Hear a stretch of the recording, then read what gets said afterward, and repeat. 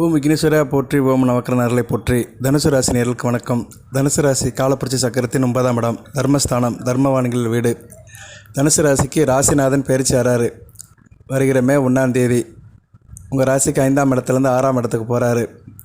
உங்கள் ராசிநாதன் 6ஆம் இடத்துல மறைகிறாரு. ரிஷபத்தில் பகைமைத்தன்மை ஆறாரு. ரிஷபம் வந்து அவருக்கு பகைமைத்தன்மை உள்ள வீடு, சுக்கிரனின் வீடு. ஒரு இயற்கை சுபர் வீட்டுக்கு ஒரு இயற்கை சுபர் போகிறாரு. அந்த விஷயத்தில் அது நல்ல விதமாக பார்க்கப்படுகிறது. இருந்தாலும் சுக்கிரன் வந்து அசுரகுரு, குரு பகவான் வந்து தேவகுரு. ஸோ கருத்து மாறுபட்ட நிலையில் உள்ள 2 தலைவர்கள் சம்மந்தப்படுற இடம்.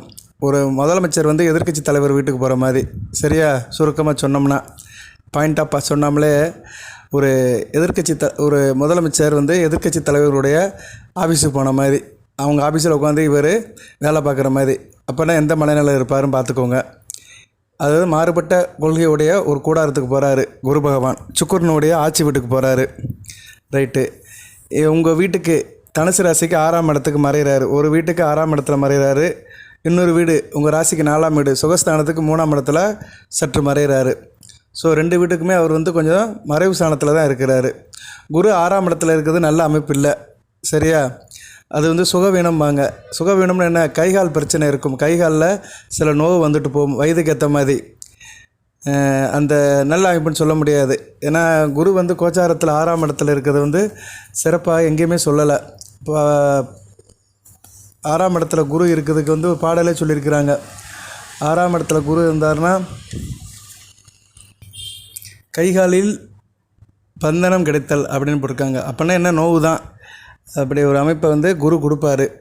அதனால் தேக ஆரோக்கிய பிரச்சனை இருக்கிறவங்க கொஞ்சம் கவனமாக இருக்கணும். இந்த குரு பயிற்சியில் 1/5/2024 இருந்து 15/5/2025 வரைக்கும், அதாவது அடுத்த வருடம் மே 11ஆம் தேதி வரைக்கும் கொஞ்சம் கவனமாக இருக்கணும். இந்த வருடம் 1/5/2024 இருந்து 11/5/2025 கிட்டத்தட்ட ஓராண்டு காலத்துக்கு மேலே கொஞ்சம் கவனமாக இருக்கணும். கைகால் சம்மந்தப்பட்ட வியாதியில் கம்ப்ளைண்ட்டில் இருக்கிறவங்களாம் ரொம்ப எச்சரிக்கையாக இருக்க வேண்டும். ஏன்னா 6ஆம் இடம் கடன், நோய், எதிரி. ஒரு மனிதனுக்கு கடனை கொடுக்குற இடமும் 6ஆம் இடம் தான். நோயை கொடுக்குற இடம், அடுத்து வந்து எதிரியை துன்பத்தை கொடுக்குறதும் 6ஆம் இடம் தான். குரு வந்து இயற்கை சுபகிரகம். தான் எந்த வீட்டில் உட்காந்துருக்கிறாரோ அந்த வீட்டை வளப்படுத்துவார். அதன் அடிப்படையில் பார்த்தோம்னா அதில் உள்ள ஆதிபத்திய விஷயங்களை வளப்படுத்துவார். ஸோ உங்களை கடன் பட வைப்பார், இல்லைன்னா தேக ஆரோக்கியத்தை கெடுப்பார், எதிரிகளோட தாக்குதலுக்கு கூடுதலாக செய்ய சொல்வார். இப்படி சில பலன்களை கொடுப்பாரு. இது எல்லாத்துக்குமே சார்னா அதில் சில விதி வழக்கு இருக்குது. ஜனன ஜாதகத்தில் குரு நல்ல நிலைமையில் இருக்கணும். ஜனன ஜாதகத்தில் குரு நல்ல நிலைமையில் இருக்கணும்னா என்ன சார் செய்யணும் அப்படின்னா, நம்ம எதுவும் செய்ய முடியாது. நம்ம ஏற்கனவே பிறந்துட்டோம். நமக்குன்னு ஒரு ஜாதக கட்டம் இருக்குது. நம்ம கர்மாவை தீக்கிற கணக்கு ஒன்று இருக்குது, அதுதான் ஜாதக கட்டம். இன்றைக்கி அதுக்கு தான் ஒரு வீடியோ போட்டேன், சித்ரா பௌர்ணமின்னு.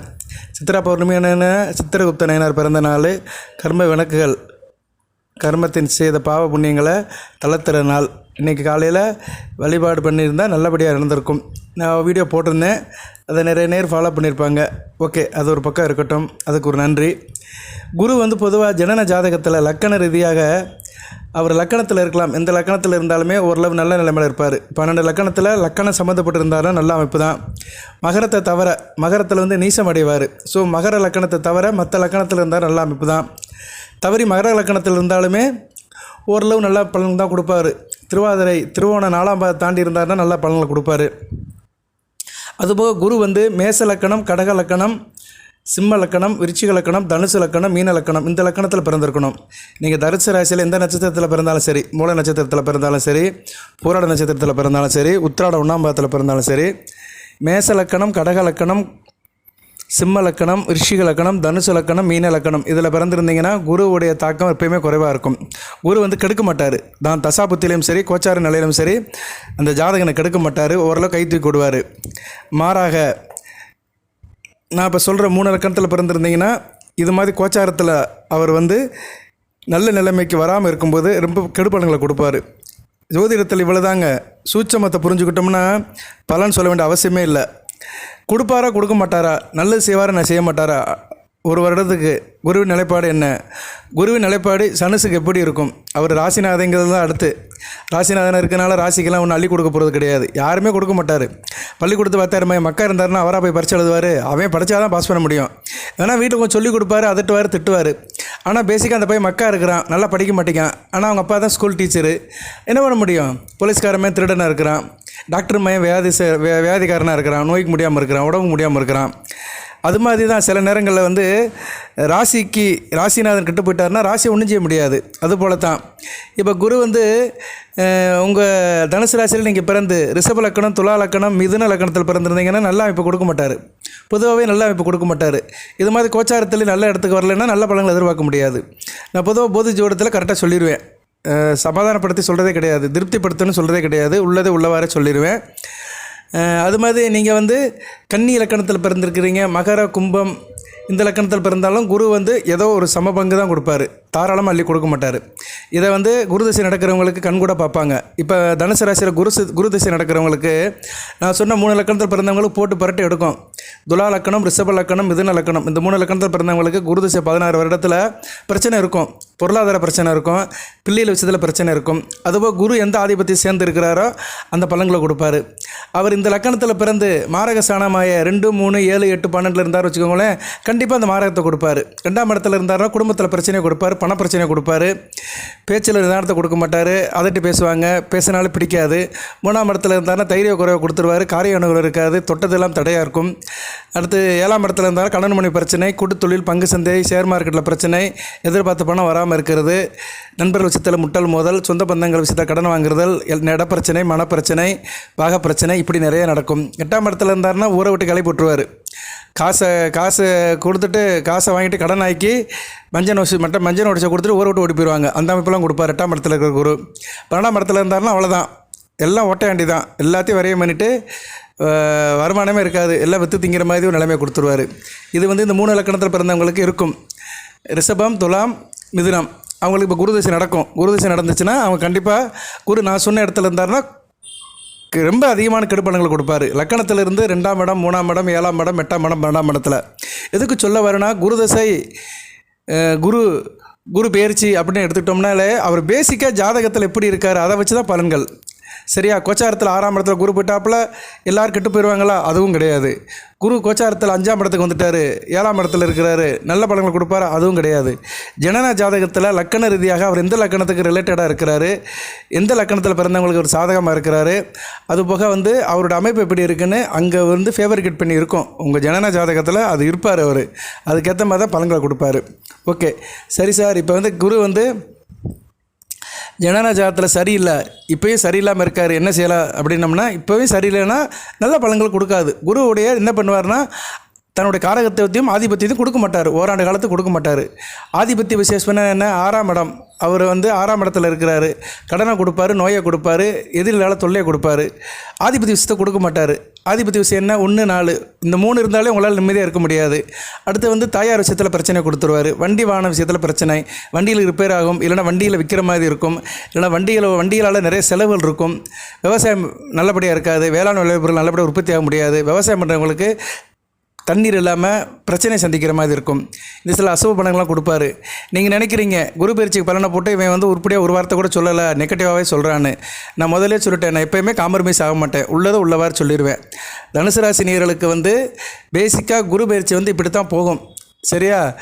ஆனால் அதில் ஒரு மாற்றம் வரணும்னா குரு வந்து நல்ல நிலைமையில் இருக்கணும். ஜனன ஜாதகத்தில் லக்கண ரீதியாக சொல்லிட்டேன், எந்தெந்த லக்கணத்துக்குன்னு ஒரு பேசிக் சொல்லியிருக்கேன். அது வந்து விதி. அந்த விதி விளக்காக சந்திரன் என்ற ராசிக்கு, அதாவது ராசிக்கு, உங்கள் ராசிக்கு வந்து குரு 2, 5, 7, 9, 11 இருந்தாருன்னா ஓரளவு உங்களுக்கு காப்பாற்றுவார். சரியா? 50% கிடைக்கிற இடத்துல ஒரு 50% கிடைக்கும். அப்படின்னா 25% கிடைக்கும். 10 ரூபா கிடைக்கிற இடத்துல 2.5 ரூபா கிடைக்கும். 2 ரூபா 50 பைசா கிடைக்கும். 10 ரூபா கிடைக்கிற இடத்துல 2 ரூபா 50 பைசா கிடைக்கும்.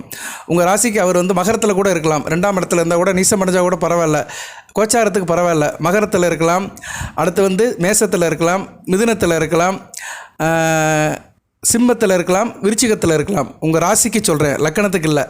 சரியா? பொதுவாக தனுசு ராசியில் பிறந்தவங்களுக்கு குரு வந்து மகரம், 2ஆம் இடம், 5ஆம் இடம் மேசம், 7ஆம் இடம் மிதுனம், 9ஆம் இடம் சிம்மம், 11ஆம் இடம் விருச்சிகம், இந்த 5 இடத்துல இருந்தாருன்னா இது மாதிரி இக்கட்டான நிலைக்கு அவர் பயிற்சியாகி போகும்போது ஏதோ 10 ரூபா கிடைக்க வேண்டிய இடத்துல 2000 ரூபாய் கொடுப்பாருங்க. இவ்வளோதாங்க குரு பயிற்சி பலன்கள். சரியா? இப்படி தான் ஒரு வருஷம் இருக்கும் உங்களுக்கு. குருவால் நீங்கள் எதுவும் எதிர்பார்க்கவே முடியாது. அதுபோக குரு திசை நடக்கிறவங்க ரொம்ப கவனமாக இருக்கணும். குரு வந்து நான் சொன்னபடி லக்கண ரீதியாக நல்ல இடத்துல உட்காந்து நல்ல ஒரு ஆதிபத்திய விஷயத்தில் இருந்தார்னா நல்ல பலன்களை கொடுப்பாரு, இல்லைனா வறுத்து எடுத்துருவார். சரியா? ஒரு வருடத்துக்கு குருவால் எதுவுமே எதிர்பார்க்க முடியாது. அப்படின்னு என்ன அர்த்தம்னா, நம்ம வீட்டுக்காரன் நமக்கு வீட்டை கவனிக்க மாட்டோன்னு அர்த்தம். தகப்பன் வந்து வீட்டை கவனிக்கலை, தகப்பன் வந்து வீட்டை குடும்பத்தை போட்டுட்டு எங்கேயோ போயிட்டார். குடும்பத்தில் பொண்டாட்டி இருக்குது, பிள்ளை குட்டி இருக்குது, இவங்களால யார் சார் பாப்பா அப்படின்னு பார்த்தோம்னா மற்ற கிரகங்களை தான் காப்பாற்றணும். உங்கள் ராசிக்கு மற்ற கிரகங்கள் யாருன்னா செவ்வாய், சூரியன். இவங்க தான் வந்து அடுத்து வருகின்ற ஒரு வருட காலத்துக்கு செவ்வாயும் சூரியன் தான் தனுசு ராசிக்கு வந்து பலன்களை கொடுப்பாங்க கோச்சார ரீதியாக. ஏன்னா குரு வந்து பகைமைப்பட்டுட்டார், 6ஆம் இடத்துல போய் பகைமைப்பட்டு கெட்டு போயிட்டார்.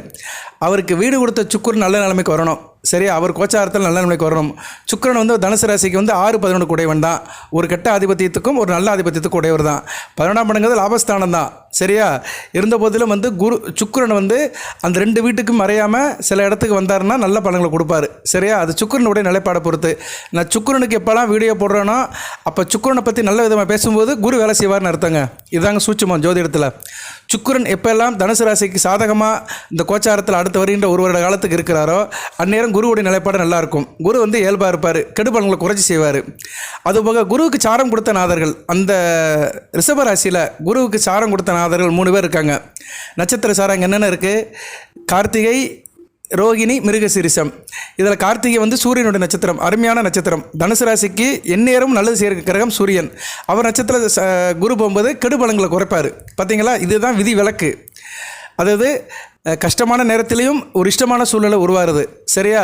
நம்ம ஒரு இடத்துக்கு போயிட்டோம், அந்த இடத்துக்கு போகக்கூடாத இடத்துக்கு போயிட்டோம், அங்கே போக வேண்டிய அவசியமே இல்லை, தேவையில்லாத இடத்துக்கு போயிட்டோம். ஆனால் அங்கே போய் இருக்கும்போது அங்கே யாரோ ஒருத்தரில் அங்கே இருக்கிற ஆளில் நமக்கு ஒருத்தர் தெரிஞ்சவர் இருக்கிறாருன்னு அர்த்தம். சரியா? அது எப்படின்னு உதாரணத்துக்கு கூட சொல்லலாம். நம்ம ஒரு பிடிக்காத இடத்துக்கு போயிட்டோம், அங்கே வந்து நமக்கு வேண்டிய ஆள் ஒருத்தர் இருக்கிறாரு, அவர் ஏதோ ஒரு காரணத்துக்காக வந்திருக்கிறாரு. ஸோ நமக்கு ஒரு மனசில் சந்தோஷம் இருக்கும், ஒரு நிம்மதி இருக்கும். சந்தோஷம் சொல்ல முடியாது, ஒரு தைரியம் வரும்.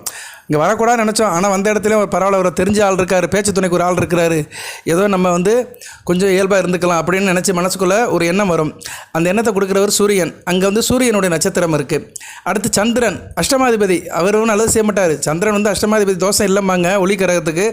இருந்தாலும் சந்திரன் அங்கே வந்து உச்சச்சந்திரனுடைய வீடு, அஷ்டமாதிபதி உச்சமாறு நட்சத்திரம் வந்து ரிஷபம். ரிஷபத்தில் வந்து சந்திரன் உச்சமடைவார்.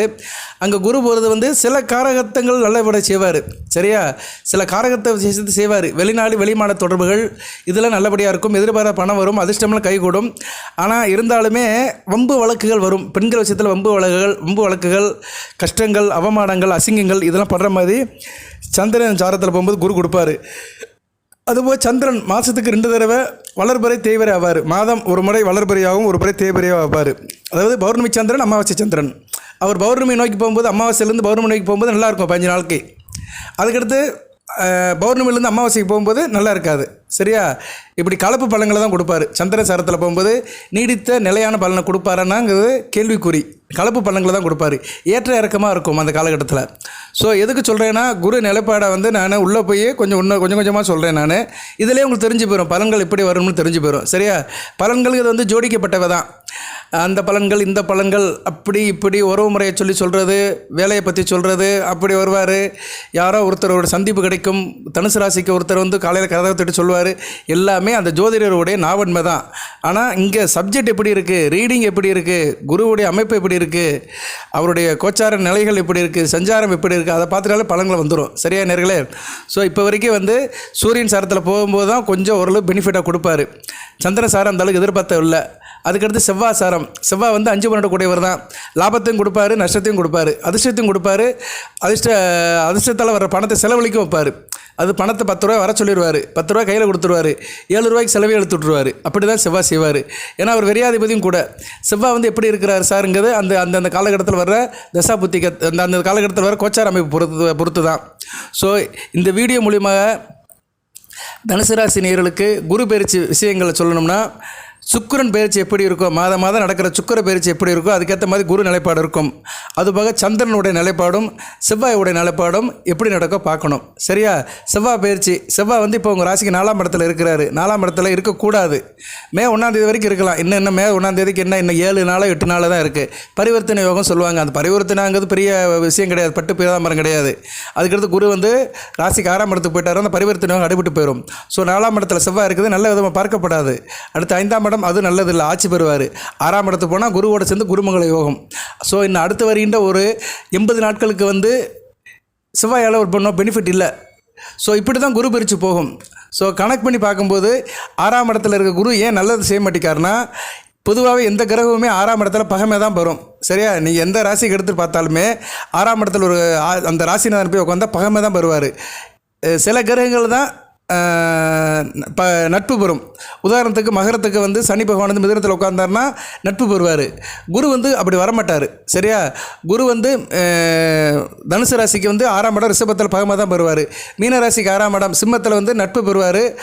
ஆனால் அந்த இடமும் சரியில்லை, அதிநட்பு தான். இருந்தாலுமே வந்து மீனராசிக்கு வந்து அது சத்துரு ஸ்தானம் தான். எதுக்கு சொல்ல வரேன்னா, சில கிரகங்கள் சில இடத்துல வந்து பகமை பெற்றாலுமே மறைஞ்சாலுமே ஸ்தான பலம் பெறும். ஆனால் குரு வந்து இங்கே மறைஞ்சு ஸ்தான பலம் பெறலை தனுசு ராசிக்கு. அதுதான் பெரிய மைனஸ், பெரிய பின்னடைவு. ஓகே சார், இவ்வளோ நேரம் வந்து தனுசு ராசிக்கு வந்து நான் வந்து அமைப்பை சொல்லிட்டேன். பலன்கள் வந்து இதிலே வந்திருக்கோம், உங்களுக்கு நல்லா புரிஞ்சுருப்பீங்க.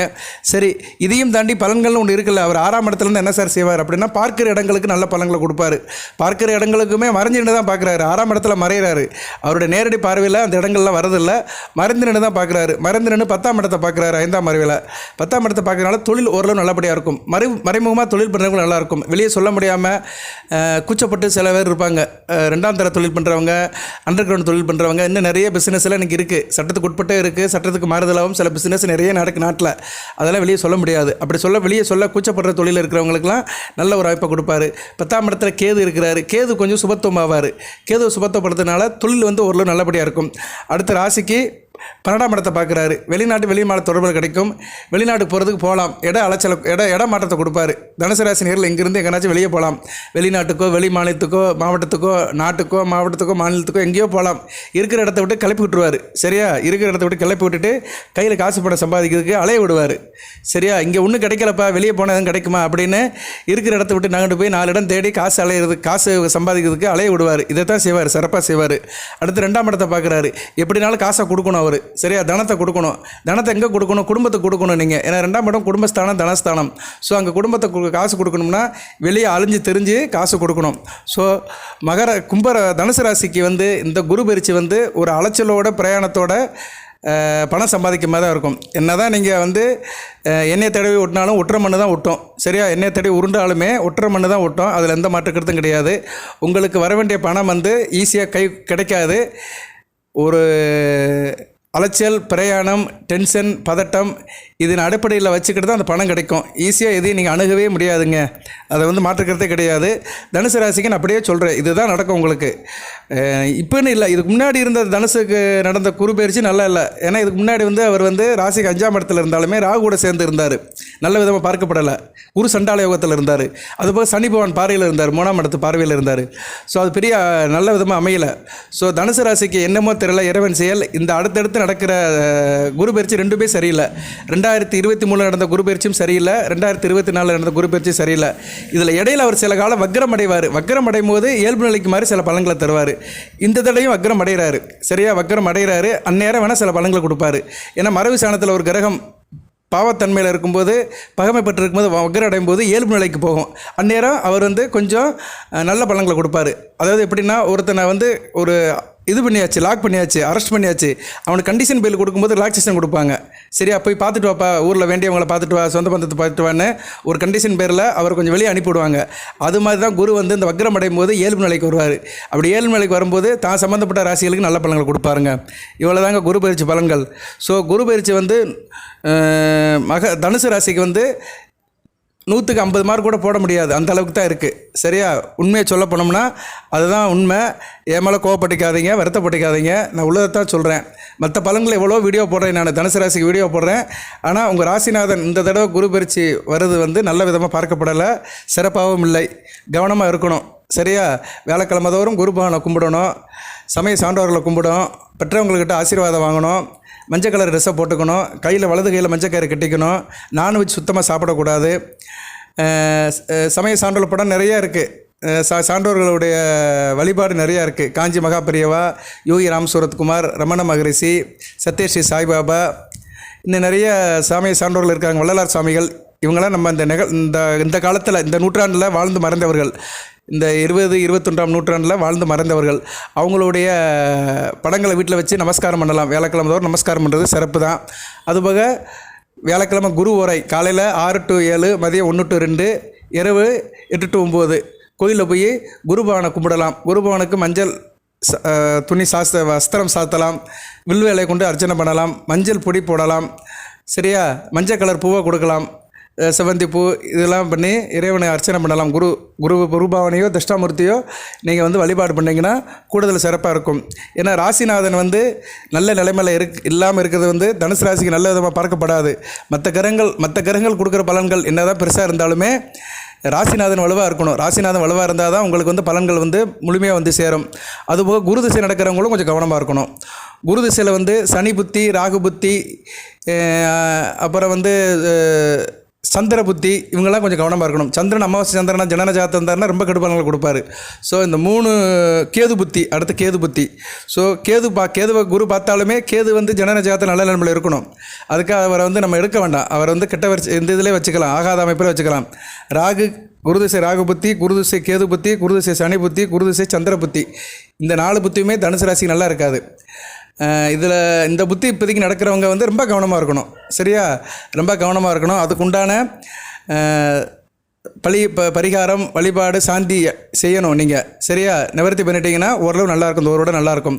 அதை நீங்கள் ஜனன ஜாதகத்தை பார்க்கணும். ஜனன ஜாதகத்தை பார்த்தா தான் என்ன தசை குருதை சேர்ந்தாலும் என்ன புத்தி நடக்கு, அந்த புத்திநாதன் எப்படி இருக்கிறாரு, புத்திநாதனுக்கு தசாநாதனுக்கு என்ன உறவு முறை இருக்குது, அதை பார்த்தா தான் சொல்ல முடியும். சரியா நேர்களே? ஏன்னா சில பேர் இதெல்லாம் கவனிக்க மாட்டாங்க. கவனிக்காமல் எடுத்தேன் கவிழ்த்தேன்னு செஞ்சுட்டு கஷ்டப்பட்டுட்டு கையை பிடிச்சிட்டு இருப்பாங்க. ஏன்னா அவங்க என்ன நினச்சிட்டு இருப்பாங்கன்னா, குரு பயிற்சி தானே, போன வருஷம் இருந்த மாதிரி தான் இருக்கும் அப்படின்னு சொல்லிட்டு ஏதோ ஒன்று ஆரம்பிச்சிருவாங்க. ஆனால் அது கடைசியில் பார்த்தோம்னா அது பிரச்சனையில் போய் முடியும். அதுக்காகத்தான் ஒரு நல்ல காரியம் ஒன்று ஆரம்பிக்க போகிறோம், ஒரு பெரிய ப்ராஜெக்ட்டுக்கு போக போகிறோம்னா ஜாதகத்தை செக் பண்ணிக்கணும். இந்த கோச்சார அமைப்புகள் ஒரு பக்கம் இருக்கட்டும். கோச்சாரத்தில் குரு நல்ல நிலைமை இருந்தாருன்னா ஓரளவு நல்ல பலன்கள் கொடுப்பாரு. இப்போ அவர் நல்ல நிலைமையில் இல்லை, 6ஆம் இடத்துக்கு போய் அசுபசானத்தில் இருக்கிறாரு. அதனால் ஜனன ஜாதகத்தை செக் பண்ணிக்கணும். உங்களுக்கு குரு திசை நடக்காமல் இருந்தாலுமே மற்ற திசை நடந்தாலும் அதை செக் பண்ணிக்கணும். சனி திசை நடக்குது, ராகு திசை நடக்குதுன்னா கூட செக் பண்ணிக்கிட்டோம். ஏன்னா ராகு திசை பொதுவாகவே இப்போதைக்கு தனுசு ராசிக்கு நல்லது செய்யாது. ஏன்னா 4ஆம் இடத்துல சுகஸ்தானத்தில் இருக்கிறாரு.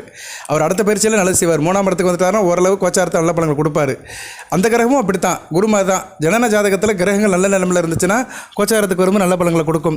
ஓகே சார், வேறு எதுவும் பலன்கள் இல்லையா சார்? இவ்வளோ நேரம் நீங்கள் ரீடிங் தான் சொன்னீங்க, உருப்படியாக ஒன்றும் சொல்லலைன்னு நீங்கள் சொல்கிறது எனக்கு புரியுது மனசுக்குள்ளே.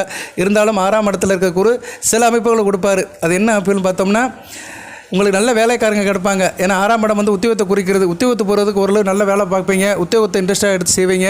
உத்தியோகம் தேடுறவங்களுக்கு உத்தியோகம் கிடைக்கும். உத்தியோகம் பார்க்குறவங்களுக்கு உடன் வேலை பார்க்குறவங்க நல்லா ஒத்துழைப்பு பண்ணுவாங்க. தாயோட ஆதரவில் நல்லபடியாக இருக்காது. தாய்மாமன் விஷயத்தில் சில பிரச்சனைகள் வரும். சமுதாயத்தில் சோசியல் ஒர்க்கில் இருக்கிறவங்க, வெகுஜன தொடர்பில் இருக்கிறவங்களுக்கு நல்ல ஒரு மதிப்பு மரியாதை கிடைக்கும். நகைச்சுவை உணர்வு இருக்கும். என்ன தான் நீங்கள் கொஞ்சம் கஷ்டப்பட்டாலுமே ஒரு நகைச்சுவை உணர்வோடு இருப்பீங்க.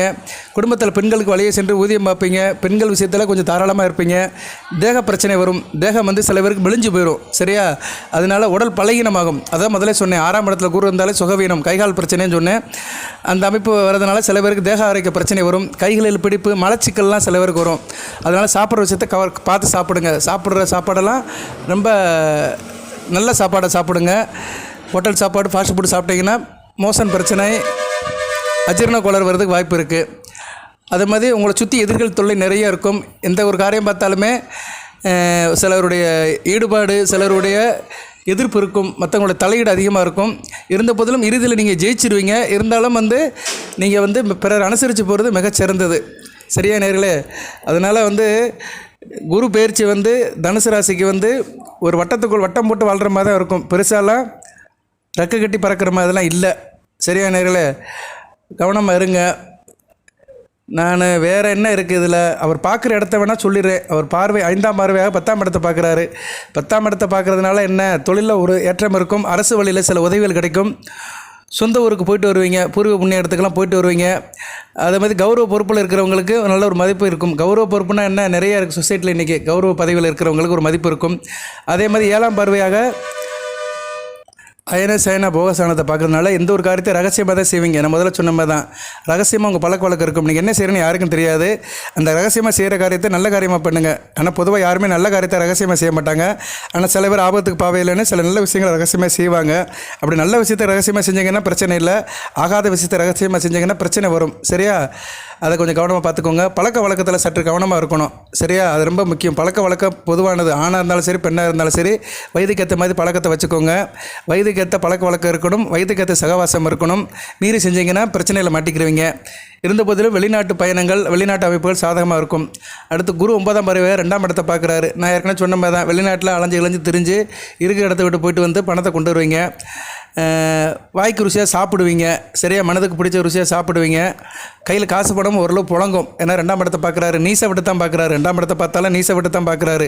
பணம் வந்தாலும் அடுத்த நிமிஷமே காலியாக போயிடும். அதையும் சொல்கிறேன் நான். ஏன்னா 2ஆம் வீடு அவர் பிடித்த வீடு கிடையாது. ஒரு கிரகம் ஒரு வீட்டை பார்க்குறேன்னா அந்த வீடு அந்த கிரகத்துக்கு பிடிச்சிருக்கணும். இப்போ நம்ம காலையில் கண்ணு முழிச்சு பார்க்குறோம். கண்ணு முழிச்சு பார்க்கும்போது நமக்கு வேண்டியவர்களை பார்த்தோம்னா மனசு சந்தோஷமாக இருக்கும். நமக்கு ஆகாத ஒருத்தனை பார்த்தோன்னு வச்சுக்கோங்களேன், ஏன்டா காலையில் இவன் மூஞ்சியில் போய் முடிச்சோன்னு அப்படின்னு மனசுக்குள்ளே நினைப்போம். அது மாதிரி தான் அவர் மகரத்தை பார்க்குறாரு, நீசை வீட்டை பார்க்குறாரு 2ஆம் வீட்டில். அதனால் கையில் காசு பணம் வந்தாலுமே உடனே விரயமாயிரும். ரொம்ப கவனமாக இருக்கணும். ஏன்னா விரயஸ்தானத்தையும் பார்க்குறாரு. ஒரே நேரத்தில் அவர் மல்டி லெவலில் அவர் வேலை பார்க்குறாரு. அதனால் பண விஷயத்தில் தனுசு ராசி நேயர்கள் ரொம்ப சிக்கனமாக இருங்க. பணம் வந்துச்சுன்னா சிக்கன் பிடிச்சிக்கோங்க. செலவு தாராளமாக வரும். ஏன்னா 12ஆம் இடத்தை பார்க்கறதுனால சுப ஒரு நிறைய கொண்டு வருவார். நீங்கள் என்ன நினைப்பீங்கன்னா, இந்த செலவு செஞ்சு தான் ஆகணும்னு பாக்கெட்டில் உள்ள பாக்கெட்டில் உள்ள பணத்தை ஃபுல்லாக காலி பண்ணி விட்டுருவார். காலி ஆயிரும். அந்த சூழ்நிலை அமையும். ரொம்ப திட்டம் போட்டு வட்டம் போட்டு வாழுங்க. இந்த குரு பயிற்சி ஒரு வட்டத்துக்குள்ளே வாழ்கிற மாதிரி தான். சரியா? வட்டத்துக்குள்ளே தான் வாழ்க்கையே இருக்குது. கட்டத்துக்குள்ளே தான் மனிதனுக்கு வாழ்க்கை இருக்குமாங்க. ஜாதக கட்டத்துக்குள்ளே தான் வாழ்க்கை இருக்குமாங்க. இப்போ கட்டம் ஒரு பக்கம் இருந்தாலுமே கட்டம் இப்போ பேசலை உங்களுக்கு. இந்த வட்டம் தான் பேசுது. குரு 6ஆம் இடத்துல வட்டம் போட்டு உட்காந்துருக்கிறாரு. அந்த வட்டத்துக்குள்ளே தான் வாழ்க்கை இருக்குது. கவனமாக இருங்க. ஏன்னா வாழ்க்கையே ஒரு வட்டம் தான். நேற்று போல் இன்று இல்லை, இன்று போல் நாளை இல்லை, நாளை போல் நாளை மறுநாள் இல்லை. வாழ்க்கை சுற்றிக்கிட்டே இருக்கும். ஒரு வட்டம் மாதிரி இப்படி சுற்றிக்கிட்டே இருக்கும். அதுக்குள்ளே நம்ம வாழ்ந்தான் ஆகணும். கவனமாக இருங்க. மற்றபடி வேறு ஒன்றும் இல்லை. குரு ரிஷபத்தில் இருக்கிறார். பகைமைத்தன்மைப்பட்டு தான் இருக்கிறாரு. சில விஷயங்களை திட்டம் போட்டு செய்வீங்க. அந்த அமைப்பெல்லாம் கொடுப்பாரு. திட்டம் போட்டு பிளானிங் பண்ணி செய்வீங்க. திட்டம் போட்டு செஞ்சீங்கன்னா நல்லபடியாக இருக்கும். ஆனால் திட்டங்கள் போடுறது சாதுரியமாக போடுங்க. பெரியவங்ககிட்ட கேட்டு போடுங்க. சரியா? எடுத்தேன்னு கவிழ்த்தேன்னு திட்டம் போட்டுறாதீங்க. ஏன்னா அந்த அமைப்பெல்லாம் குரு கொடுப்பாரு.